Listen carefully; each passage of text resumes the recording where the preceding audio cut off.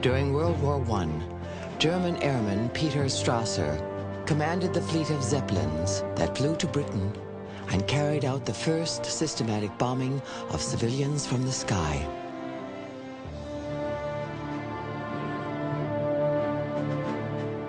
We who strike the enemy where his heart beats have been slandered as baby killers and murderers of women. What we do is repugnant to us too, but necessary, very necessary. A soldier cannot function without the factory worker, the farmers, and all the other providers behind them. Nowadays, there is no such animal as a non-combatant.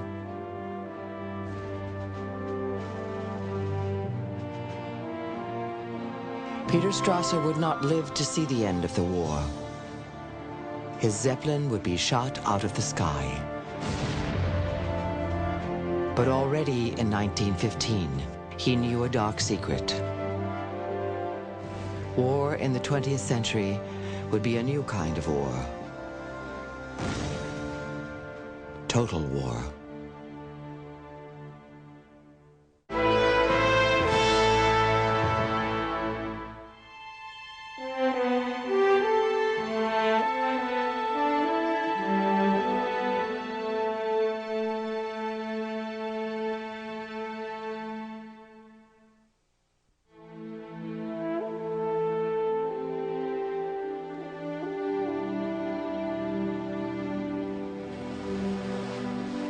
Early on April 25th, 1915, British, French, Australian, and New Zealand troops began landing on the Turkish peninsula of Gallipoli. Their aim, to knock Germany's ally, Turkey, out of the war. Opposing them, on cliffs overlooking the shore, was a smaller Turkish force. From his battleship, the Allied commander, Sir Ian Hamilton, watched the spectacle unfold.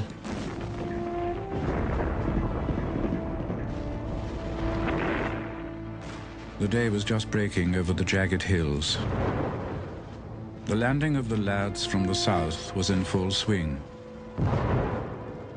We could see boatloads making for the land, swarms trying to straighten themselves out along the shore.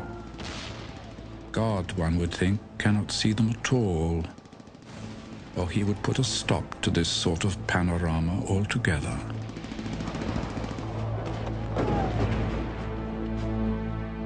The peninsula chosen for the assault guarded the entrance to the Dardanelles Straits. 4 weeks earlier, the British Navy had failed to open up this route to the Black Sea and its ally, Russia.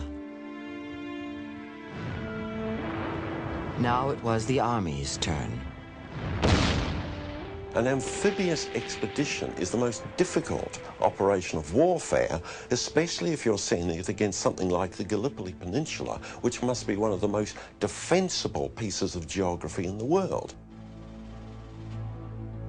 What you've got is a very few beaches and then high cliffs, overhanging cliffs, towering hills, an absolutely ideal place for a defending force to place itself.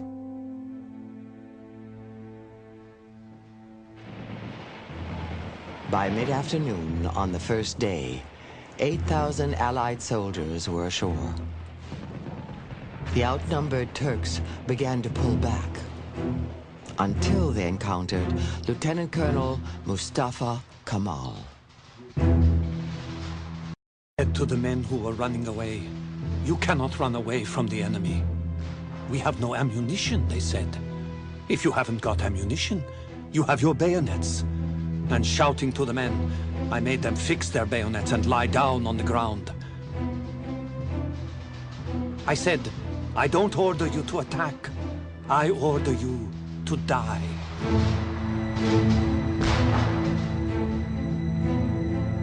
Because of Kemal, the Turkish troops stood and fought, allowing reinforcements to reach Gallipoli. but the price for Turkey was high. They knew they would die in about 3 minutes, but they showed not the least dismay. There was no wavering. Those who could read prepared to enter paradise with the Quran in their hands. Those who could not recited the prayer as they went forward.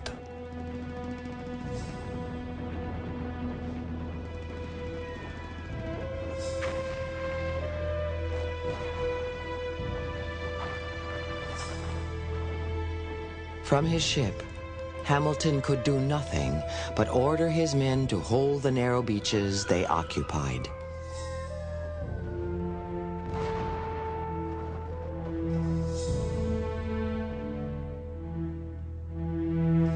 There is nothing for it but to dig yourselves right in and stick it out. You have got through the difficult business. Now you have only to dig, dig, dig, until you are safe.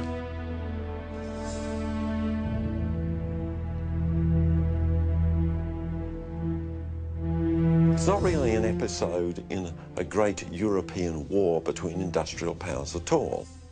It's the old British imperial tradition.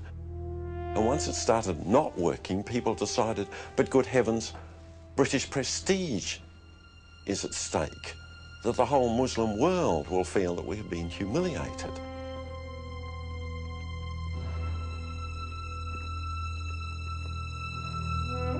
Gallipoli, which was to have been a quick victory, instead became a miniature version of the Western Front, a war of trenches and stalemate.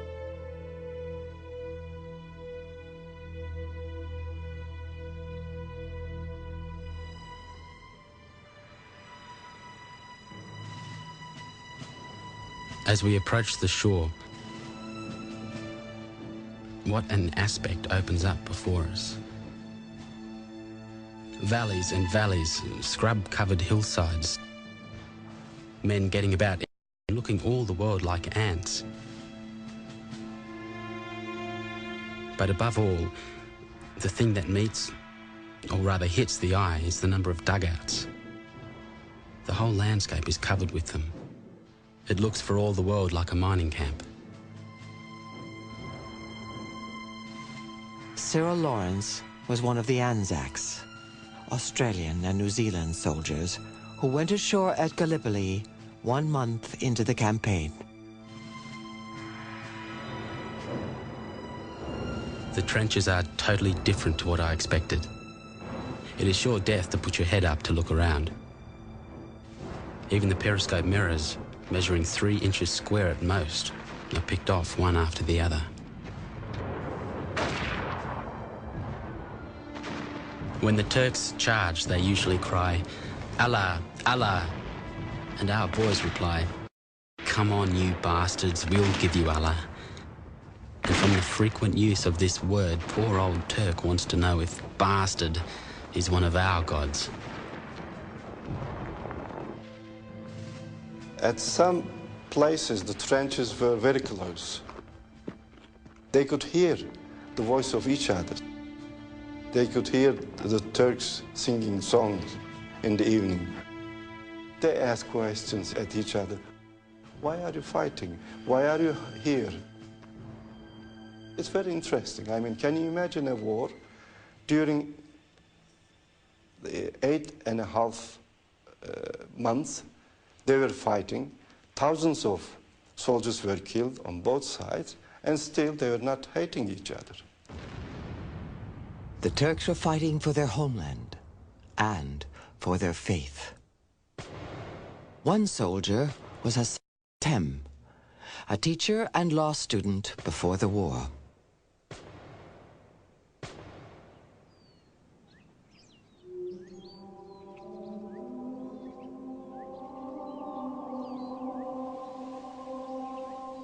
My dearest mother,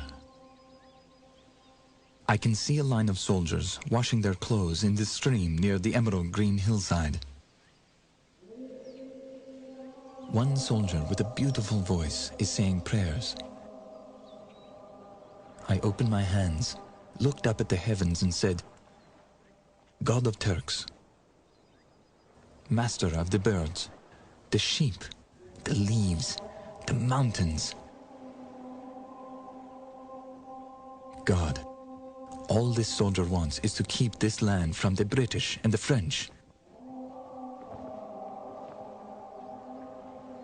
Grant me this. Please, make the bayonets of these soldiers sharp and destroy our enemies. By summer, Hamilton realized that he lacked the forces to take the high ground. A badly planned campaign and a badly equipped army had nowhere to go. The War Office urged me to throw my brave troops yet once more against the machine guns in redoubts. To do it on the cheap. To do it without asking for the shells that give the attack a sporting chance. People slur over my appeal for the shells and yet continue to urge us on as if we were hanging back.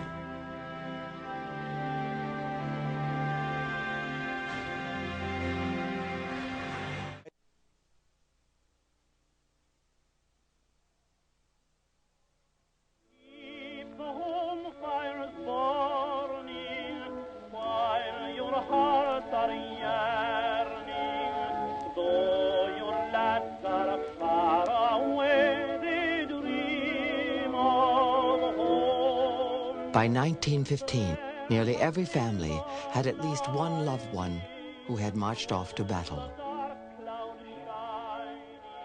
9 million men would never return.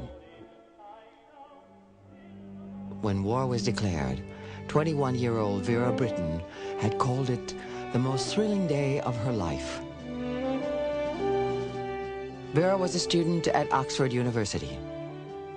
She was also deeply in love. Her fiancé, Roland Leighton, had joined the army. So had her brother Edward and their close friend Victor Richardson. The Three Musketeers, Vera called them. The war, we decided, came harshest of all upon us who were young. The middle-aged and old had known their period of joy. Whereas upon us, catastrophe had descended just in time to deprive us of that youthful happiness of which we had believed ourselves entitled. To this constant anxiety for Roland's life was added a new fear, that the war would come between us, putting a barrier of indescribable experience between men and the women whom they loved.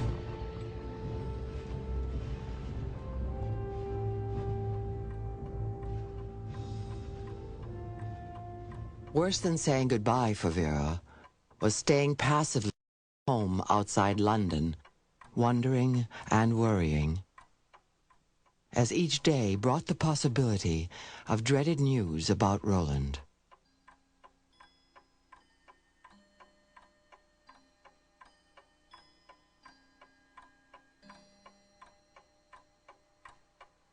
Ordinary household sounds became a torment.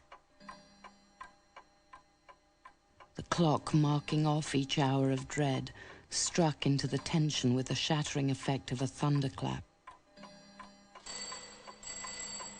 Every ring at the door suggested a telegram.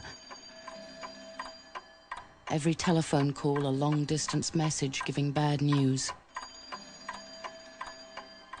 Wanting to contribute, Vera tried knitting for soldiers, but quickly became bored. Women get all the dreariness of war, she complained, and none of its exhilaration. She decided to leave Oxford and become a nurse.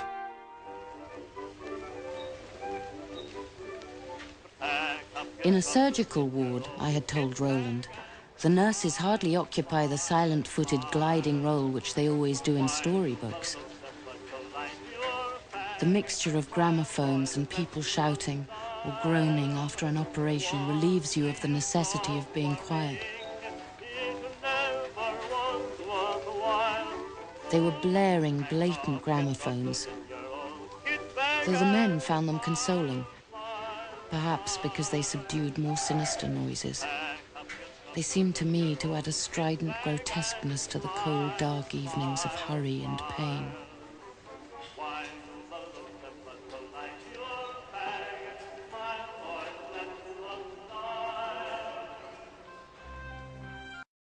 As Christmas 1915 neared, Vera Brittain received good news.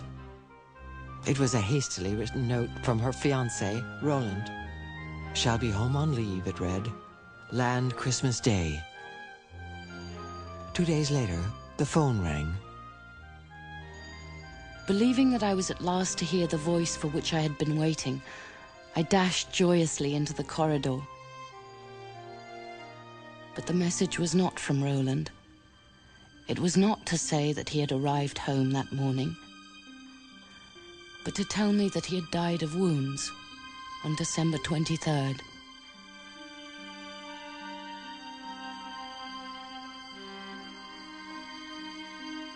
Roland, I reflected bitterly, was now part of the corrupt clay into which war had transformed the fertile soil of France. He would never again know the smell of evening in early spring. It was a bitter grey afternoon. I wondered, however, I was going to get through the weary remainder of life. I was only at the beginning of my 20s.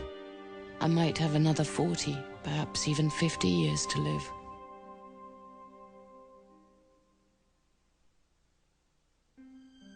The next to die was her friend Victor. Vera clung to the hope that the last of the musketeers, her brother Edward, would survive. He was killed in the last year of the war. Edward, like Roland, had promised me that if a life existed beyond the grave, he would somehow come back and make me know of it. I'd thought that of the two, Roland, with his reckless determination, would be the more likely to trespass from the across the boundaries of the tangible. But he had sent no sign, and Edward sent none. Nor did I expect one. I knew now that death was the end, and that I was quite alone. There was no hereafter, no Easter morning, no meeting again. I walked in a darkness, a dumbness, a silence, which no beloved voice would penetrate. Vera Brittain's memoirs remain among the most moving testaments to the lost generation of the Great War. She shared her sorrows, she said, to show that war was not glamour or glory, but abysmal grief and purposeless waste.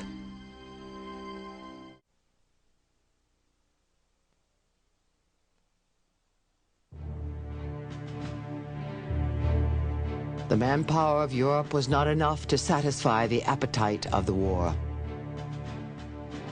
It also required drafts from the empires of Britain and France. Millions answered the call of imperial loyalty.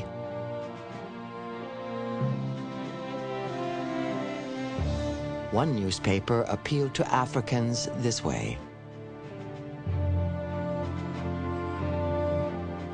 The present war is a world war. Without you, your white comrades cannot do anything. Everyone who loves his country and respects the British government, join this war without hesitation.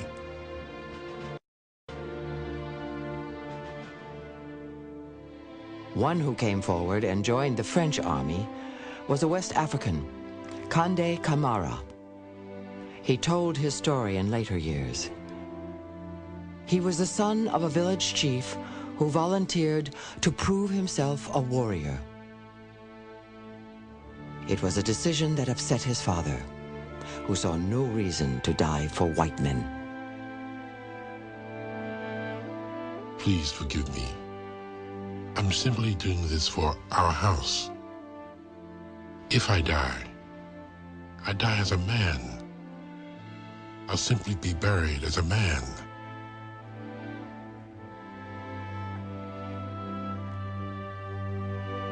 Tens of thousands of Africans were shipped off to Europe. Some served as laborers, others as soldiers.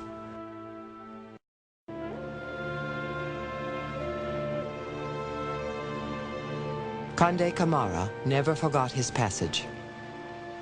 Confined in the lower decks of a transport ship, his 6-day voyage quickly turned from adventure to nightmare.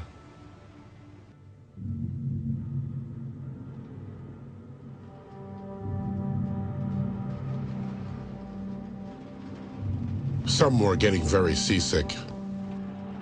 Some were vomiting. The smell of the ship, the oil, the gut was too unbearable.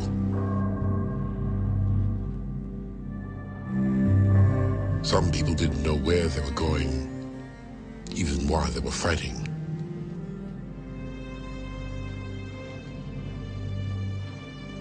A lot of people spread the rumor that we would never come, that we were going to be sold as slaves.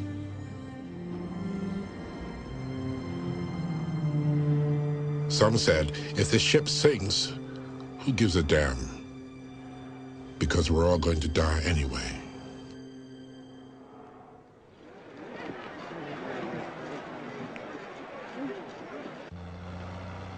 After arriving in France, Camara's unit began training. As always, turning recruits into soldiers began not with fighting, but marching. What Camara called parades.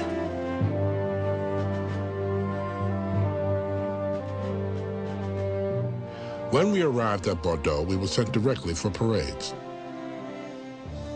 After resting, we went back for more parades.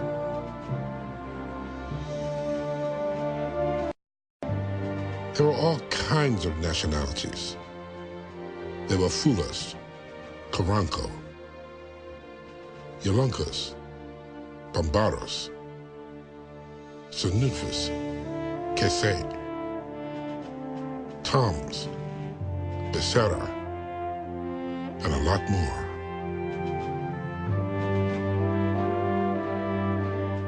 Camara was just as impressed by seeing an airplane for the first time. What he called a steamship that flies in the air.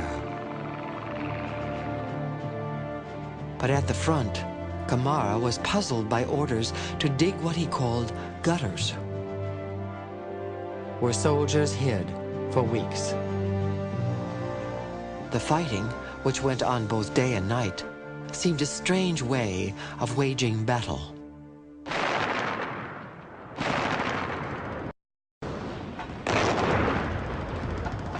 You couldn't hold your teeth because of all your trembling, because during those days everything was going boom. It was terrible and hard.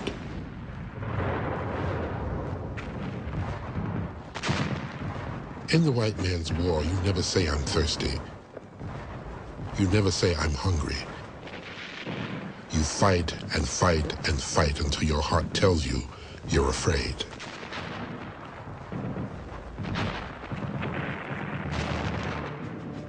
Precise casualty numbers for Africans do not exist. As many as 250,000 men were killed, wounded, or missing. But their sacrifices brought them little respect from their colonial rulers or the enemy in the opposing trenches. We were black, and we were nothing.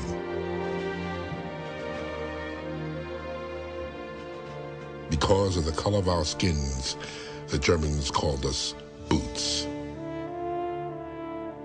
This hurt every black man because they actually underestimated us, disgraced and dishonored us.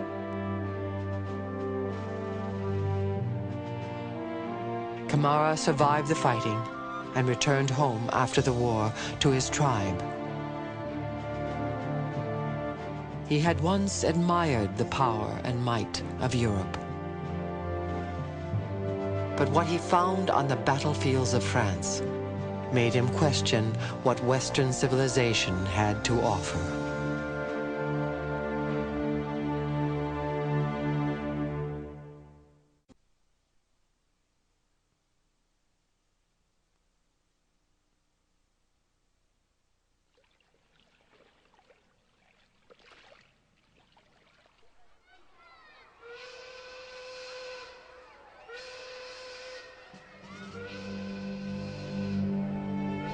The guns out there are roaring fast. The bullets fly like rain. The aeroplanes are curvetting. They go and come again. The bombs talk loud. The mines crash out. No trench their might withstands. Who helped them all to do their job? The girls with yellow hands.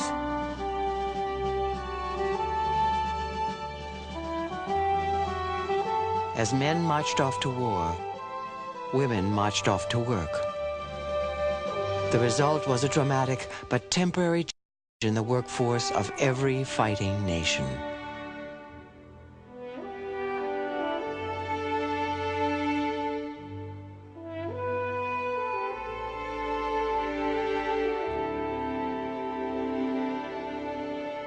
But of all the professions women entered, none was more important than shell making. In Britain, 1 million women poured into munitions factories. 28,000 women worked here, on Warren Lane, in southeast London. The Woolwich Royal Arsenal was Britain's largest. This, too, was a battleground.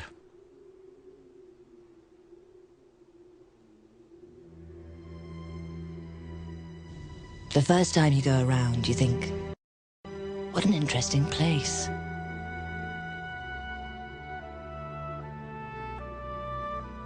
Then the evil smell becomes more noticeable. The particles of acid land on your face and make you nearly mad, feeling like pins and needles.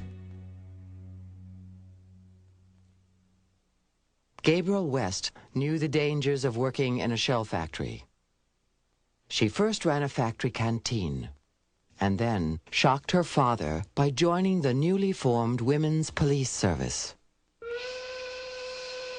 Her assignment was to maintain order inside factories. The fumes often mean 16 or 18 casualties a night. You're blind and speechless by the time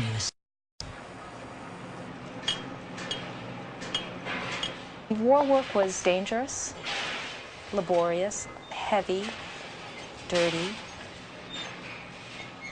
Women were, blown up in powder factories, in accidents with TNT, and there were several hundred deaths in both France and Britain, just due to explosions alone. An exploding shell was a quick way to die. But there was a slower way. TNT poisoning. The first signs were like a common cold. Nasal stuffiness, headaches, and coughs. But continued exposure caused symptoms far from ordinary, as a young worker named Caroline Webb was to discover.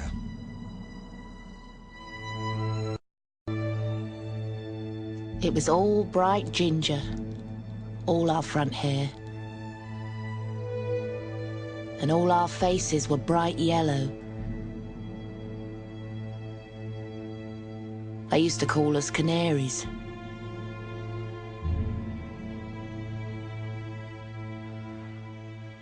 This doctor, he was looking at us girls one day and he'd say, half you girls will never have babies. And the other half are too sick. God help you. Seeking adventure, Caroline Webb had left her job as a dressmaker for employment first as a shell filler, then bullet maker.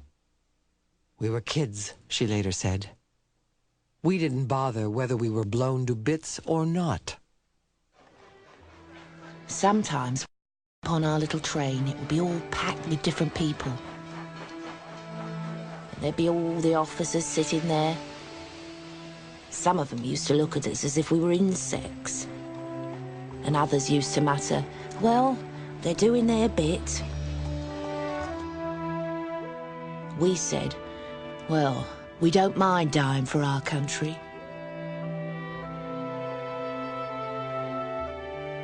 One of the things that women gained as a result of going into the war factories, aside from decent wages, was recognition, a sense that what they did mattered, and that it mattered centrally to the most important thing that was going on at that time, which was winning this war. Winning the war required mountains of shells and bullets made by women.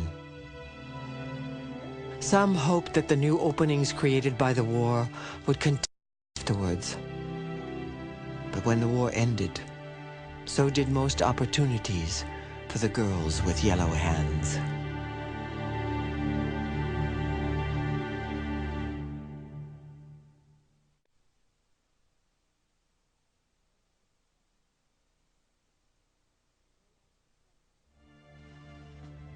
No end of Zepp excitements lately. A few weeks ago, we heard distant guns in the middle of the night. We looked up, and there was the Zepp so low you could see the cars hanging underneath. My word, we did scoot. There was a tremendous din of firing, and things began to patter on the roof. I thought I was dead that time. Winning the war meant breaking the will to go on, of soldiers and civilians alike. Zeppelins first appeared over London in 1915. A favorite target, Gabriel West recorded in her diary, was Woolwich. We were just going back to our hut when we heard wild yells of cheering. Saw the whole sky turn red. Then we saw the Zepp in flames to the north. All the workers in the arsenal roared and shrieked. All the boys sang Tipperary, and all the neighbours scattered about congratulating each other.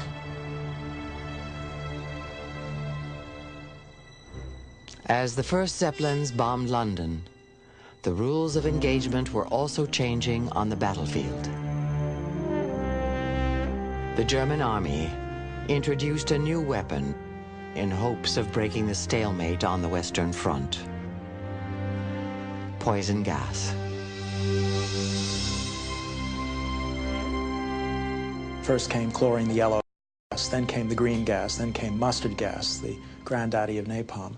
And each of these had appalling effects on men who were trapped in the trench system.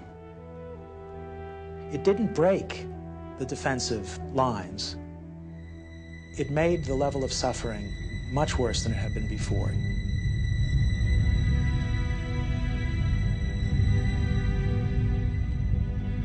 The British soldier and poet Wilfred Owen witnessed one man's death from gas poisoning. In one of his most famous poems, he captured another dimension of total war. Gas. Gas! Quick, boys. An ecstasy of fumbling, fitting the clumsy helmets just in time. But someone still was yelling out and stumbling and floundering like a man in fire or lime. Dim through the misty panes and thick green light as under a green sea, I saw him drowning.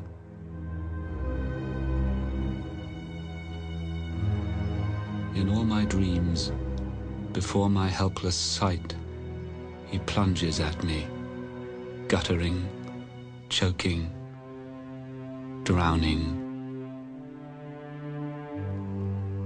If in some smothering dreams you too could pace behind the wagon that we flung him in,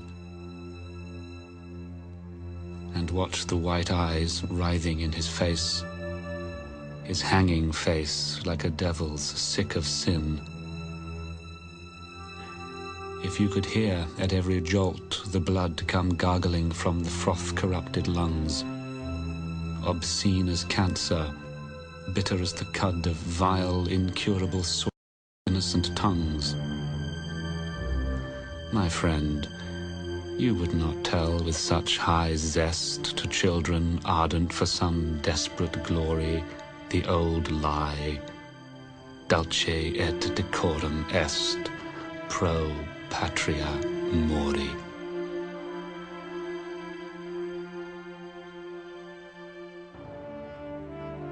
Whether it was sweet and noble to die for one's country also became a question for civilians traveling by sea.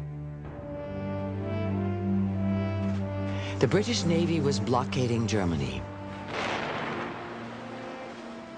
The Germans responded by declaring that all ships sailing to Britain were at risk of being sunk without warning by their submarines, the U-boat.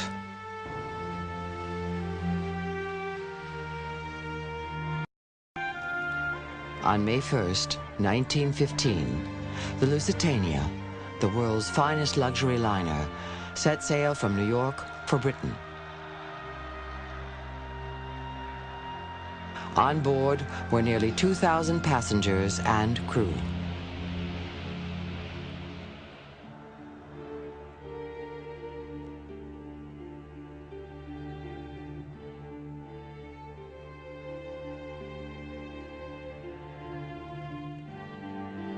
The ship crossed the Atlantic without incident. But on the evening of May 6th, the ship's captain received warnings of enemy submarines off the coast of Ireland.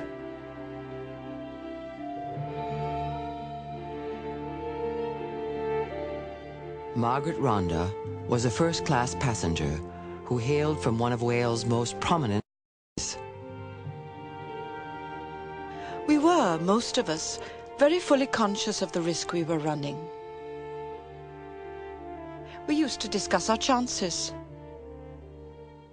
"I can't help hoping," said one girl, "that we get some sort of thrill going up the channel."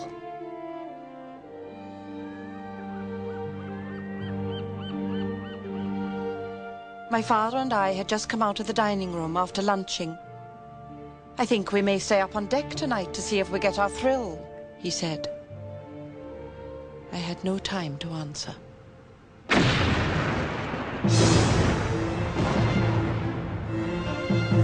I saw that the water had come over onto the deck. We were not, as I had thought, 60 feet above the sea. We were already under the sea. The ship sank, and I was sucked right down.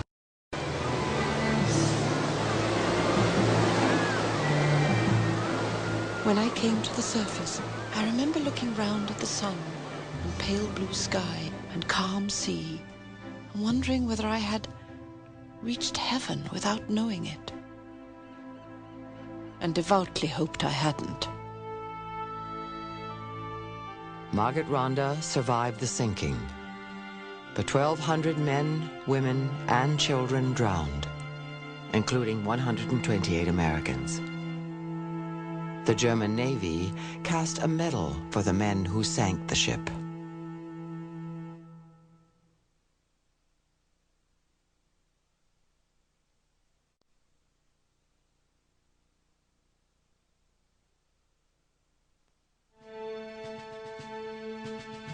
By 1915, everyone became a soldier, one way or another.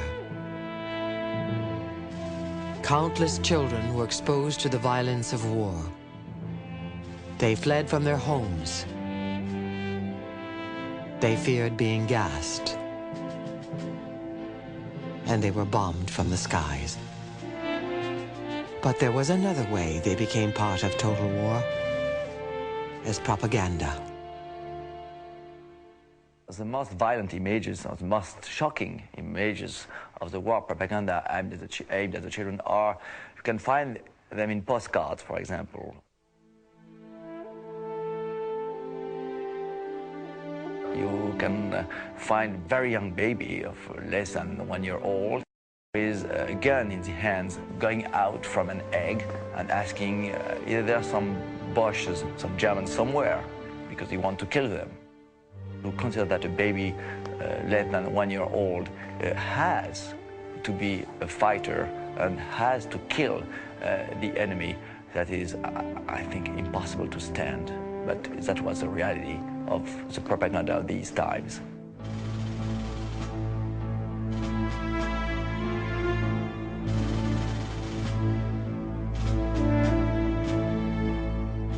This is the house that Jack built.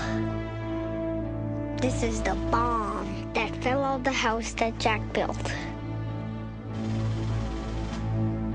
This is the Hun that dropped the bomb that fell on the house that Jack built. This is the gun that killed the Hun that dropped that fell on the house that Jack built.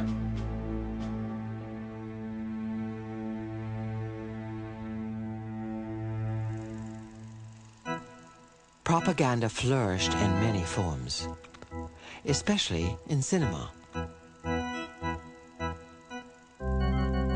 Movie makers had a field day with stories of German atrocities.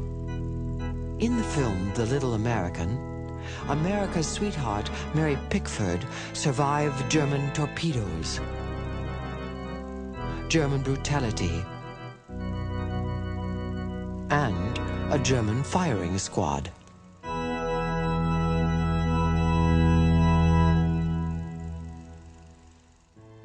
Total war demonized the enemy. It demanded all the resources of a nation. It transformed civilians into tyrants. But in 1915, total war went a terrible step further.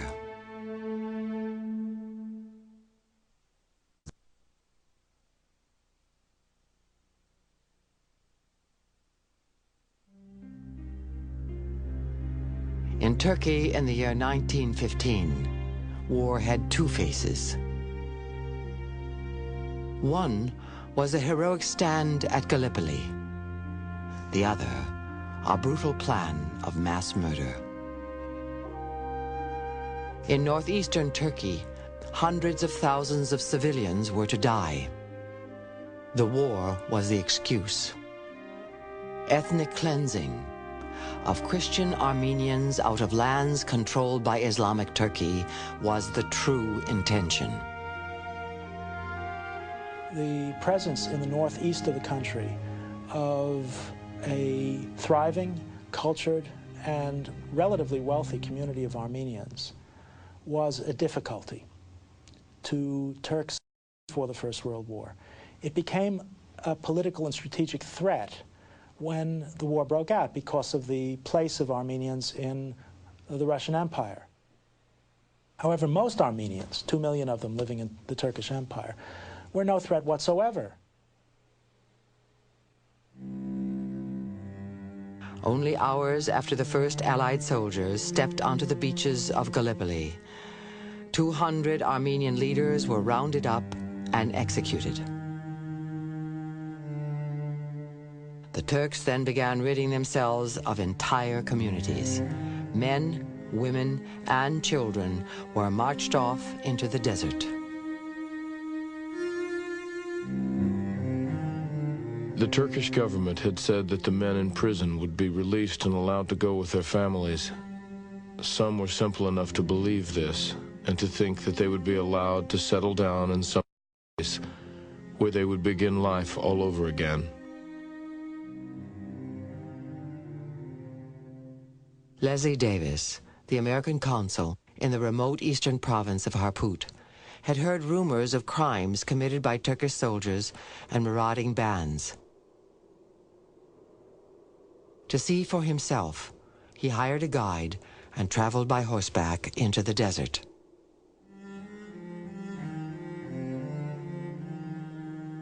Greater misery could not be imagined. The dead and the dying are everywhere. 2 or 3 small children may be seen weeping over the dead body of their mother. Other children are lying curled upon the ground, dead or in convulsions. One sees dead bodies now in all directions and on every road.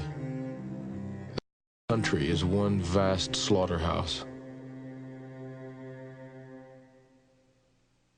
Davis's reports were not the only ones. Other eyewitnesses also complained of the killings. One was a young medic in the German army, Armin Wegner. Against orders, smuggling in his camera, he visited a refugee camp filled with survivors.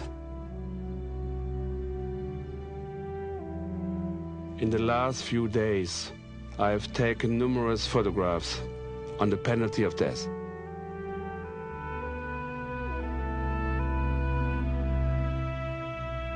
I do not doubt for a moment that I'm committing an act of treason.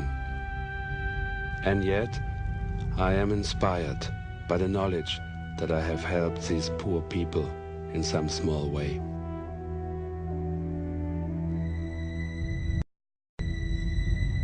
What Armin Wegner captured in these photos was a visual record of the first genocide of the 20th century.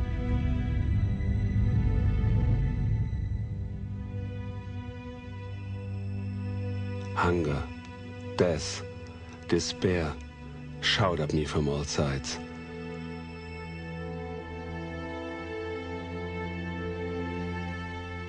I was seized by terror and hurried out of the camp, my heart pounding. I was overcome by dizziness, as if earth were collapsing on both sides of me into an abyss.